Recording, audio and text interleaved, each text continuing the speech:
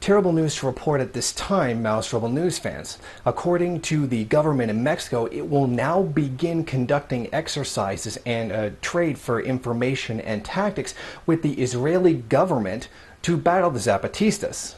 The head of public security in Chiapas said that it will now begin working in cooperation with the Israeli Defense Force in order to squash the revolutionary movement of the Zapatistas, which you will recall began in January 1st, 1994, when the NAFTA agreement first came in. This was a strike by the indigenous Mayan peoples against what was very clearly going to be the last nail in the coffin for these people, where Article 13 of the Mexican Constitution had been taken out in order to make it legal to take lands from the indigenous people and sell them off to the highest multinational corporation. This movement of the Zapatistas that began at that time was the last-ditch effort by the people to try to survive. As Subcomandante Marcos said, it's not about a choice of, life or death. It's about living with dignity, or living with, or not living at all.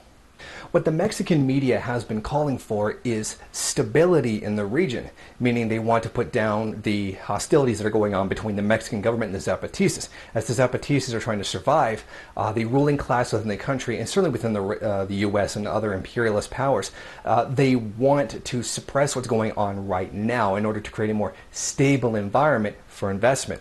There are still many indigenous lands that have not been taken yet in the region due to the resistance of the Zapatistas, and we can definitely see that this call for stability is to create a more profitable environment for companies, particularly multinational corporations that have the express intent of taking the lands away from the indigenous people.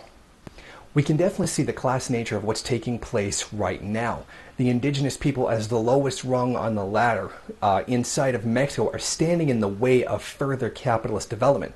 Now, rather than having a socialist system, where things are distributed according to need, instead what is being done is that the profit motive is trying to drive these people off what little land they have left. So we can see the class contradiction. The survival of a terribly exploited minority, indigenous population, and the profits of some of the richest, most powerful people in the country, although I assume some of the middle bourgeois as well. So we can definitely see that as these companies are trying to move in, the indigenous populations have to be removed. And this is by no means, just localized within Mexico. This is happening all over the world. Particularly Canadian mining companies are some of the worst offenders in the entire world for this kind of thing. In fact, in Central Asia, there's, I believe it's Turkmenistan, there are massive riots going on right now between people and mining companies. In Peru, there's a great deal of hostility towards mining companies that have come in, or particularly Bolivia as well. There's massive indigenous resistance to trying to force these people off their land in order to get the resources that are actually there. And we can see that this is happening as a result of wanting the resources for profit, rather than just, giving it out to need. They want as much as possible to make as much money as possible. So we can definitely see that there's a very clear class character here, and that a lot of the indigenous people have come under great assault within the last 2 years. And hopefully the Zapatistas can hold it together. Because when you have the Israeli army coming down on you, if you're looking for someone to slaughter off an indigenous population, the Israeli army is a group of people you definitely want to call.